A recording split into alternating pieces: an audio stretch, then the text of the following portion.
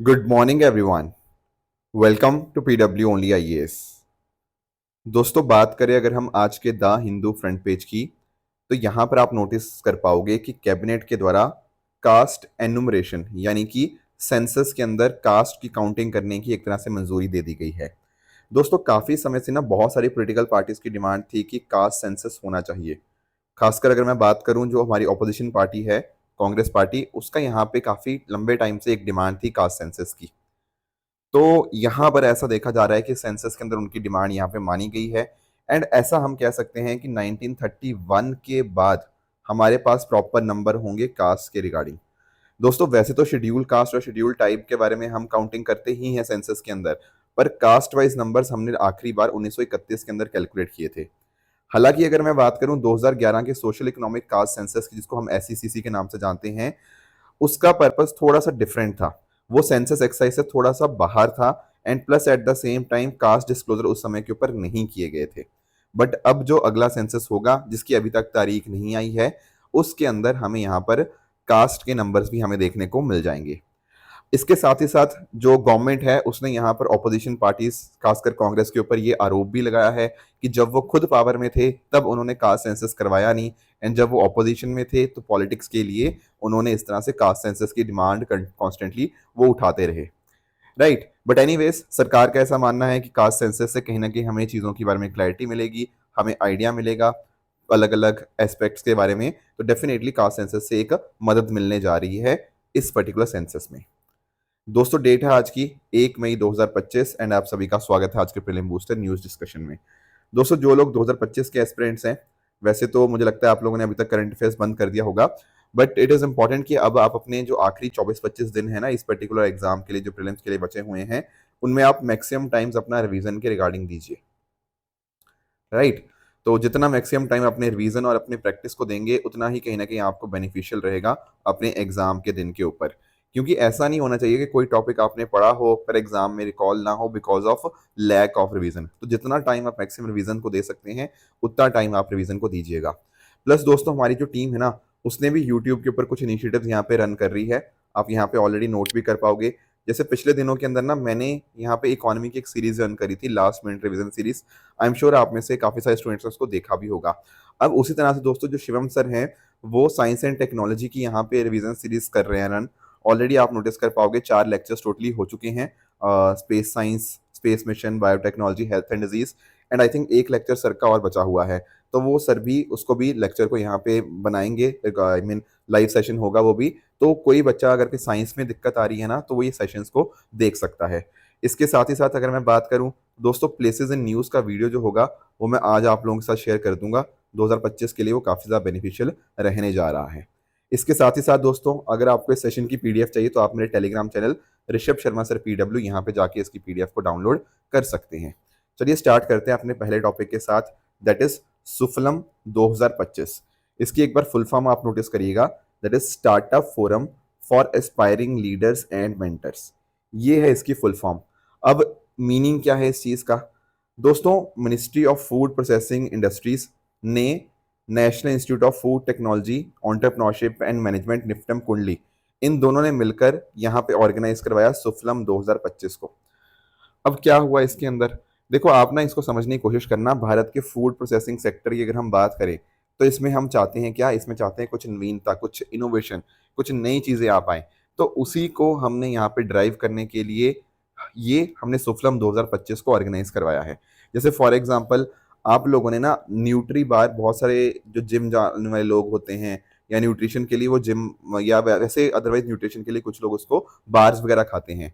तो जो न्यूट्री बार होती है, हमने वो बना दी है मिलेट न्यूट्री बार। मिलेट तो आप समझते होंगे मिलेट कितने हेल्दी होते हैं। इसी तरह से आप नोटिस कर पाओगे, जैसे मखाना, ठीक है, बिहार के अंदर बहुत ज़्यादा फेमस है मखाना, बाकी और एरियाज के अंदर भी मखाना की हमने कुकीज़ हमने लॉन्च कर दी हैं। तो आप एक बात अंडरस्टैंड कर सकते हो कि इससे कितनी ज़्यादा हमें इनोवेशन देखने को मिल रही है फूड प्रोसेसिंग के अंदर, क्योंकि हम चाहते हैं इन स्टार्टअप्स को एस्टेब्लिश्ड बिजनेस के रूप में कन्वर्ट करना। तो it is very very important कि फूड प्रोसेसिंग के अंदर कुछ कुछ इनोवेशन होता रहे, कुछ नई नई चीज़ें आएँ, उससे इनको भी बेहतर हो, स्किल डेवलपमेंट भी हो। एंड अगर हम बात करें भारत के एग्रीकल्चर प्रोडक्शन की, तो आप नोटिस कर पाओगे कि फ्रूट्स एंड वेजिटेबल्स में हम दुनिया के सेकेंड लार्जेस्ट प्रोड्यूसर हैं। एंड उस तरह से मिल्क, पल्सेस, स्पाइसेस, सीरियल ये भी अच्छी खासी प्रोडक्शन करते हैं। तो एग्री फूड सेक्टर हमारा काफ़ी अच्छा खासा कॉन्ट्रीब्यूशन करता है जीडीपी को, एंड लगभग 50% पॉपुलेशन इसी के ऊपर आपको निर्भर देखने को मिल जाएगी। तो उसी को एक तरह से पुश देने के लिए, एक तरह से इनोवेशन लाने के लिए हमने ये सिफलम 2025 को ऑर्गेनाइज करवाया, जिसमें निफ्टम, जो मैंने अभी डिस्कस किया, national institute of food technology entrepreneurship and management कुंडली, ये था, plus at the same time आपका FICSI, food industry capacity and skill initiative, इन्होंने मिलकर यहाँ पे पूरे वैल्यू चेन में कैसे स्किल डेवलपमेंट किया जा सकता है उसके लिए यहाँ पे वर्क कर रहे हैं। इसके साथ साथ अगर आपको निफ्टम थोड़ा डिटेल में देखना है तो आप देख सकते हो कि ministry of food processing and industries के अंतर्गत 2012 में इसको एस्टेब्लिश किया गया था, ताकि फूड टेक्नोलॉजी एंड मैनेजमेंट में काफ़ी अच्छे से रिसर्च हो पाए, काम हो पाए, एंड उसी का ये फोकस एरिया है, एंड एंटरप्रेन्योरशिप को भी यहाँ पे प्रमोट करता है। तो ये बातें होगी हमारी सुफलम 2025 के रिगार्डिंग। नेक्स्ट टॉपिक पे दोस्तों आते हैं एंड चोलिस्तान को एक बार अंडरस्टैंड करने की कोशिश करते हैं। थोड़ा सा ये जो टॉपिक है ना, ये प्लेसेस इन न्यूज़ के कॉन्टेक्स्ट में ज़्यादा है, और साथ साथ मुझे थोड़ा सा आपको रिसेंट करंट अफेयर्स भी बताना है। दोस्तों यहाँ पर आप नोटिस कर पाओगे, ये हमारा इधर भारत है, ठीक है, और ये रहा पाकिस्तान। कोई अगर ये कह रहा है कि सर आपने मैप गलत लगाया, नहीं, बिल्कुल भी गलत नहीं है। ये आप नोटिस कर पाओगे, यहाँ पे आप पूरा का पूरा कश्मीर अगर आप नोटिस कर पाओगे तो पूरा कश्मीर भारत का ही हिस्सा है। मैंने वो साइड वाला हिस्सा जो कि ना नॉर्मली मैप्स में गलत इंसर्ट कर दिया जाता है, तो बिल्कुल सही मैप यहाँ पे लगा हुआ है। अब अगर हम बात करें ना पाकिस्तान की, तो पाकिस्तान में आपको एक प्रोविंस देखने को मिलती है, पंजाब प्रोविंस, राइट। जैसे भारत में पंजाब है, उसी तरह से पार्टीशन जब हुआ था तो कुछ हिस्सा पंजाब का आपको पाकिस्तान में जाता हुआ देखने को मिल जाएगा। पंजाब का ये जो नीचे वाला हिस्सा है ना, यहाँ पे पाकिस्तान पंजाब की बात कर रहा हूँ, इसको बोलते हैं हम चोलिस्तान, ठीक है। ये जो नीचे वाला हिस्सा आपको मैं यहाँ पे मार्क कर रहा हूँ, दिस इज चोलिस्तान। दरअसल में ये एक डेजर्ट रीजन है।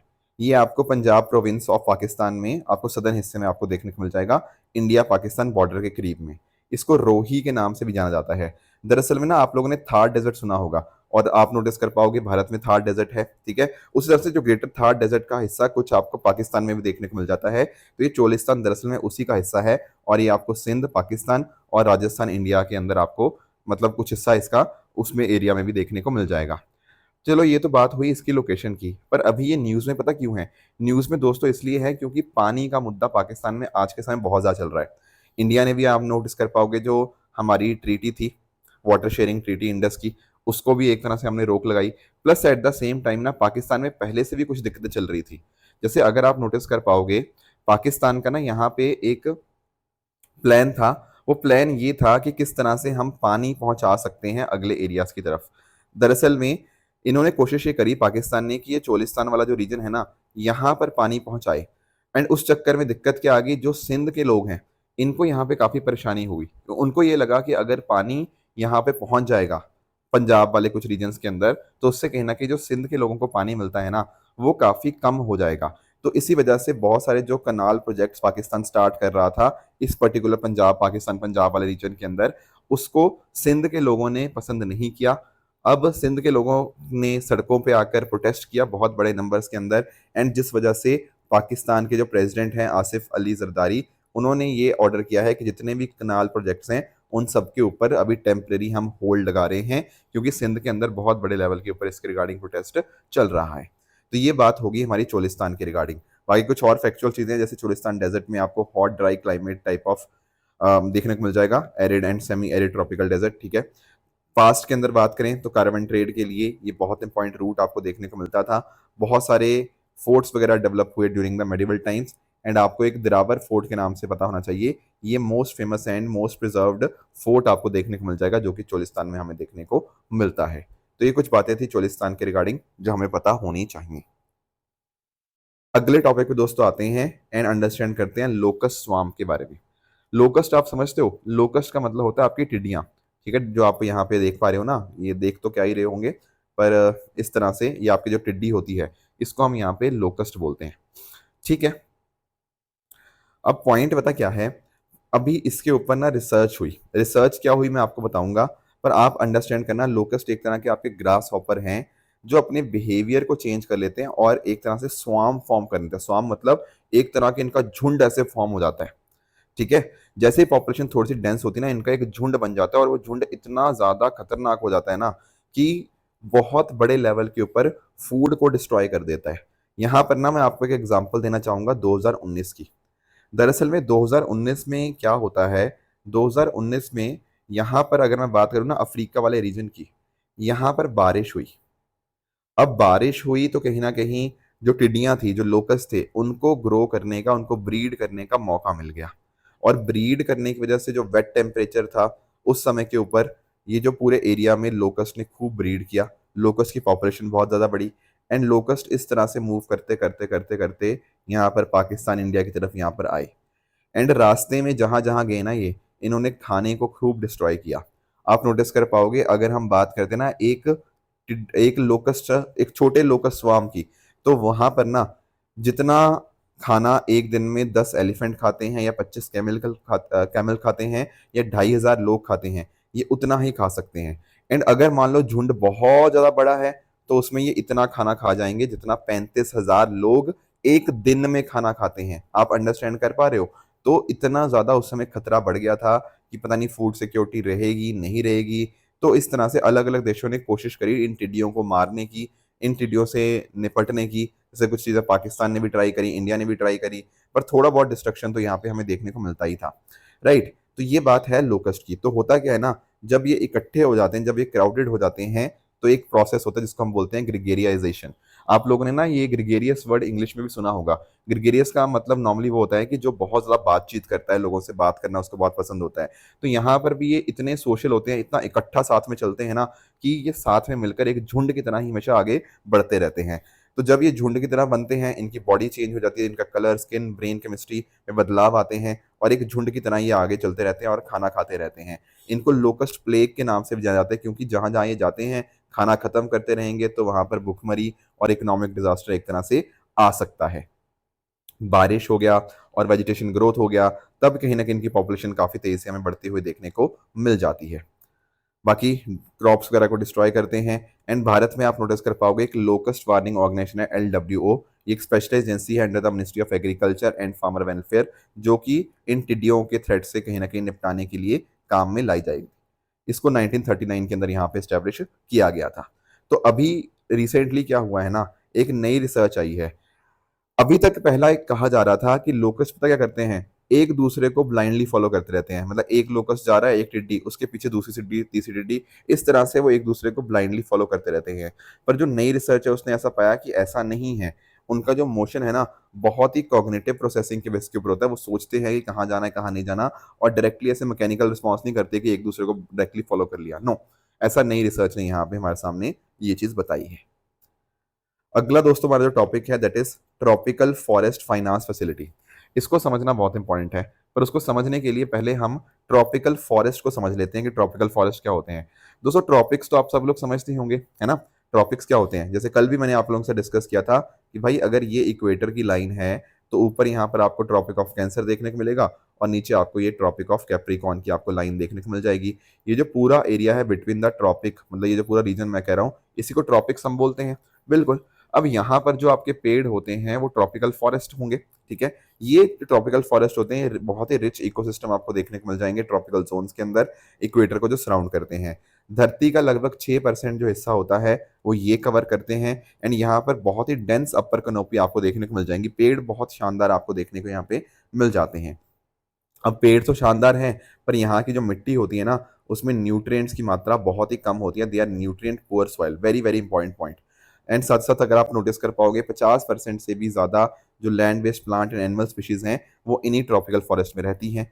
अब इनको ना, अगर हम बात करें जहाँ पर रेनफॉल 1800 से 2500 mm के बीच में होती है, कहीं ना कहीं वहां पर आपको ट्रॉपिकल रेन फॉरेस्ट देखने को मिल जाते हैं।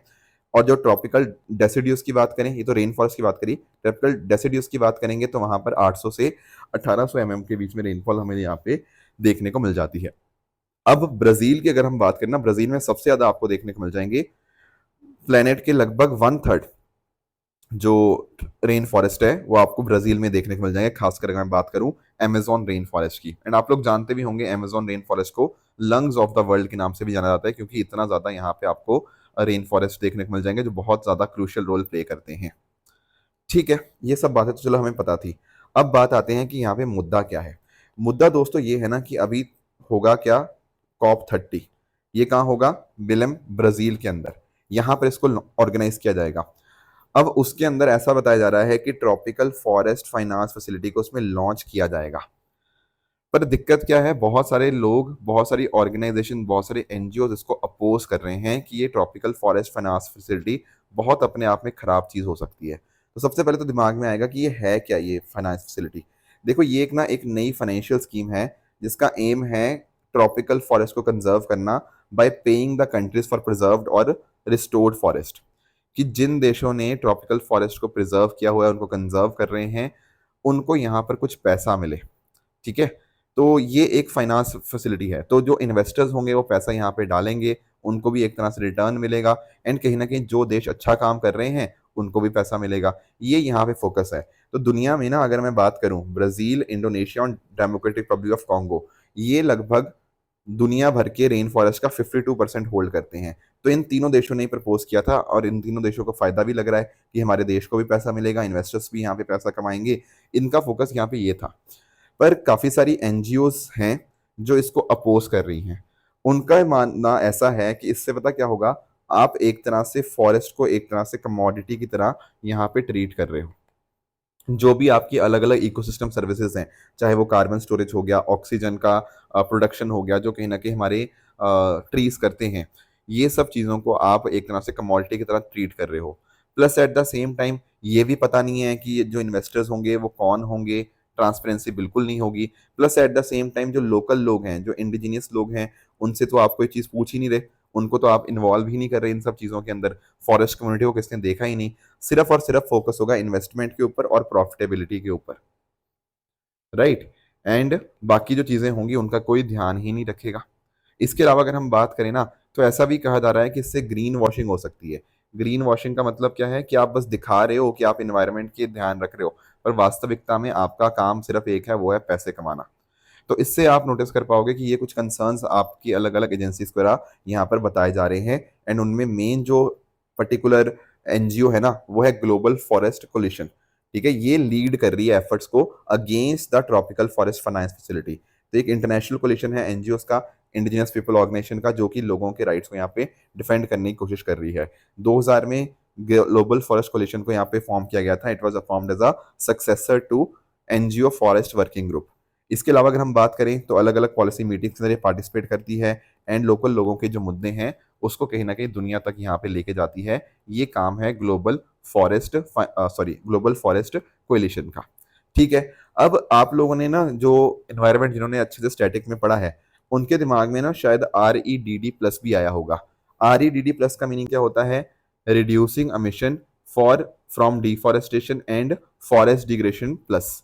अब इसमें पता क्या होता है, हमारी जो डेवलपिंग कंट्रीज है ना, हम उनको भी इन्वॉल्व करते हैं ताकि वो अपना जो एमिशन है फ्रॉम डिफॉरेस्टेशन हो गया, एनवायरमेंट डिग्रेडेशन हो गया, इसको कहीं ना कहीं कम कर पाएं, वो भी फॉरेस्ट कंजर्वेशन के ऊपर ध्यान दे पाएं। एंड इनफैक्ट ना REDD+ के अंदर आपको पैसा भी दिया जाता है। जो आपकी डेवलपिंग कंट्रीज होगी ना, उनको पैसा भी मिलेगा अगर वो डेफिनेटली अपनी कमिटमेंट्स यहाँ पे करते हैं, एमिशन को रिड्यूस करते हैं, तो उनको पेमेंट भी यहाँ पे दी जाती है। तो जैसा REDD में था वैसा तो है, बट साथ ही साथ अगर हम बात करें ना, जो ट्रॉपिकल फॉरेस्ट फाइनेंस फैसिलिटी है, ये कार्बन क्रेडिट्स क्रिएट नहीं करती। ये कुछ बातें थी जो आपको यहाँ पे जाननी थी। और इकोसिस्टम को रिस्टोर करना आप जानते होंगे कि it is definitely very very important, क्योंकि अगर हम बात करें इकोसिस्टम की, बहुत सारी सर्विसेज हमें देखने को मिल जाती हैं, तो वो चीज़ हमारे लिए बहुत ज़्यादा इंपॉर्टेंट बन जाती है, राइट। अब आते हैं अपने अगले टॉपिक की तरफ, that is red crowned roof turtles. अब यहाँ पर आप पिक्चर में देख पाओगे, ये है आपके रेड क्राउंड रूफ्ड टर्टल्स। अब इनके IUCN स्टेटस की बात करूँ ना, तो अपने आप में क्रिटिकली इंडेंजर्ड देखने को मिलता है। WPA के अंदर ये शेड्यूल 1 में है, एंड आपके साइट्स के अंदर आपको अपेंडिक्स 2 में आपको देखने को मिल जाएंगे। अब इनके ना नंबर्स बहुत ज़्यादा कम है, लेस देन 300 इंडिविजुअल्स आपको देखने को मिल जाते हैं। और ये जो करंटली हैं, ये सिर्फ और सिर्फ आपको चंबल रिवर के अंदर आपको सर्वाइव होते हुए देखने को मिलते हैं। तो अभी क्या हुआ है, 30 साल के बाद इस तरह के जो 20 critically endangered red crown roof turtle है ना, उनको गंगा रिवर के अंदर री इंट्रोड्यूस किया गया है। अब एक्चुअल में क्या है ना, पास्ट में इनकी संख्या कम क्यों होती रही है, उसका रीजन है कि इनको इनके मीट और शेल के लिए इनको पोच किया जाता था। इसके साथ ही साथ कई बार फिश गियर के अंदर आके इनकी अचानक से या मतलब एक्सीडेंटली इनकी डेथ हो जाती थी, उसमें उनका एक तरह से जो होता ना कि डूबना हो गया। इसके साथ साथ अगर हम बात करें वाटर पोल्यूशन हो गया, हमारे जो इंफ्रास्ट्रक्चर प्रोजेक्ट्स हैं, हाइड्रो इलेक्ट्रिक इंफ्रास्ट्रक्चर हो गया, उसको जब हम बिजली प्रोड्यूस करने की कोशिश करते हैं तो कई टर्टल उनमें फंस जाते हैं। इसके साथ साथ इनकी हैबिटेट डिस्ट्रक्शन हो गया, एंड लास्टली जकाल्स वगैरह की तरह इनके एग्स को खाया जाता है, जिस वजह से इनकी जो पॉपुलेशन थी वो कम हो गई है। अब हमने क्या किया है, इस तरह से 20 critically endangered red crown roof turtle को यहाँ पे री इंट्रोड्यूस किया है to the Ganga river in the western UP. तो ये जो आपका रेड क्राउन रूफ टर्टल है, ये नेटिव माना जाता है to India, Bangladesh and Nepal, and Asia के 50 most endangered fresh water turtles में से एक आपको माना जाता है। अब ये फ्रेश वाटर टर्टल स्पीशीज हैं, एंड आपको ध्यान में क्या रखना है ना, कि ये बार बार पानी के ऊपर आता रहता है। इसका रीजन पता क्या है, इसको अपने टेम्परेचर को रेगुलेट करना होता है, जिसको हम बोलते हैं थर्मो रेगुलेशन। थर्मो रेगुलेशन करने के लिए, अपने टेम्परेचर को मेंटेन करने के लिए आपको इस तरह से पत्थरों के ऊपर, लकड़ियों के ऊपर, सैंड बैंक्स के ऊपर अक्सर ही आते हुए देखने को मिल जाते हैं। तो ये कुछ पॉइंटर्स थे रेड क्राउन रूफ टर्टल के, जो आपको पता होने चाहिए। आखिरी दोस्तों हमारा जो टॉपिक है that is aim for nature. आप अंडरस्टैंड कर पाओगे, इसके स्पेलिंग इस तरह से, एम फॉर NUNATURE। दरअसल में फूड एंड एग्रीकल्चर ऑर्गेनाइजेशन के द्वारा एम फॉर नेचर इनिशिएटिव को यहाँ पे लॉन्च किया गया है। अब इसकी फुल फॉर्म देखो, accelerating innovative monitoring for nature restoration. दोस्तों पहली चीज तो आपने नोटिस किया होगा, जो 2021 से 2030 का ये डेकेड है ना, इसको हम बोलते हैं इकोसिस्टम रिस्टोरेशन का डिकेड। अब इकोसिस्टम रिस्टोरेशन का मतलब क्या होता है, इसमें ना हम हमारे जो इकोसिस्टम कहीं ना कहीं डिग्रेड हो चुके हैं, डिस्ट्रॉय हो चुके हैं, डैमेज हो चुके हैं, उसको वापस से रिस्टोर करने की कोशिश करते हैं। फॉर एग्जाम्पल, आप रीफॉरेस्टेशन कर सकते हो, आप वेटलैंड को रिकवर कर सकते हो, आप सॉइल रिहेबिलिटेशन कर सकते हो, कुछ नेटिव स्पीशीज को री इंट्रोड्यूस कर सकते हो। ये अलग अलग जो सारी चीज़ें हैं ना, ये आती हैं इकोसिस्टम रिस्टोरेशन के अंतर्गत। इससे हमारी air quality, water quality, climate regulation, ये सब बेहतर होता है। तो उसी पर्पस के लिए यहाँ पर ये इनिशिएटिव एम फॉर नेचर यहाँ पे लॉन्च किया गया है FAO के द्वारा। अब इसमें जो फंडिंग दी गई है वो यूनाइटेड किंगडम ने दी है, लगभग $9 मिलियन, एंड साथ ही साथ इकोसिस्टम रिस्टोरेशन को ये इसको इस यहाँ पे इस्तेमाल किया जाएगा। तो जो भी रिस्टोरेशन के रिगार्डिंग जो दिक्कत आ रही है, जैसे फॉर एग्जांपल डेटा वगैरह नहीं है, उसको यहाँ पे इस तरह के चैलेंजेस को टैकल किया जाएगा इससे, plus at the same time comprehensive database हमारे पास यहाँ पे बन जाएगा। तो जो मैं बता रहा था 2021 से 2030 जो UN decade on ecosystem restoration है, उसके साथ ही पूरी तरह से अलाइन करता है। Plus at the same time हमारी जो कन्वेंशन ऑन बायोलॉजिकल डाइवर्सिटी है, CBD जिसको हम बोलते हैं, उसकी COP26 की जो मीटिंग हुई थी रोम के अंदर, और जहाँ पे हमने Kunming Montreal global biodiversity framework को एक तरह से सपोर्ट किया था, उसी के साथ यहाँ पे अलाइंड आपको एम फॉर नेचर देखने को मिल जाएगा। तो ये थी हमारी आज की डिस्कशन। अब बात करें हमारे होमवर्क की। दोस्तों प्लेजेंट न्यूज़ के अंदर आपको लेक उर्मिया के बारे में बताना है कि कहाँ पर आपको ये लेक देखने को मिल जाती है। इसकी डिटेल्स आप मुझे कमेंट्स में बताएंगे। कल मैंने आपको होमवर्क दिया था लेक टिटिकाका के रिगार्डिंग। तो सबसे पहले तो हम आ जाते हैं अपने साउथ अमेरिकन कॉन्टिनेंट की तरफ। यहाँ पर आपको लेक टिटिकाका आपको देखने को मिल जाएगी। दरअसल में ये पेरू और बोलीविया, ये जो देश है ना, पेरू और बोलीविया, इसके बीच में देखने को मिलती हैं, और ये दुनिया की हाईएस्ट नेविगेबल लेक है, जो कि एंडीज माउंटेन, आपने सुना होगा ना, यहाँ पर ये एंडीज माउंटेन आपको इस तरह से देखने को मिलती हैं। It is the largest fresh water lake in south America. ये कुछ फैक्ट्स थे जो आपको लेक टिटिकाका के रिगार्डिंग पता होने चाहिए।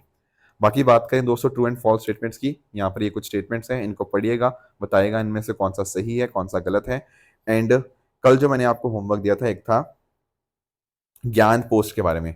तो ज्ञान पोस्ट के माध्यम से डेफिनेटली जो एजुकेशनल गैप है, हम उसको एक तरह से कम करने की कोशिश कर रहे हैं। That is a correct statement. Padma awards की बात करें, क्या ये किसी पर्सन को डेथ के बाद भी दिए जा सकते हैं? Yes, that is also correct. Zero shadow day की बात करें तो भाई ये आर्कटिक सर्कल के ऊपर नहीं देखने को मिलता। ट्रॉपिक ऑफ कैंसर से लेकर जो आपका ट्रॉपिक ऑफ कैप्रिकॉर्न है, उन प्लेसेस के बीच में ही साल में आपको 2 बार देखने को मिल जाएगा, इसलिए थर्ड स्टेटमेंट आपका इनकरेक्ट बन जाएगा। दोस्तों ये थी हमारी आज की डिस्कशन। इस तरह से आप सब लोग अपने एंड पे हार्डवर्क करते रहिए। Thank you so much for joining. All the very best.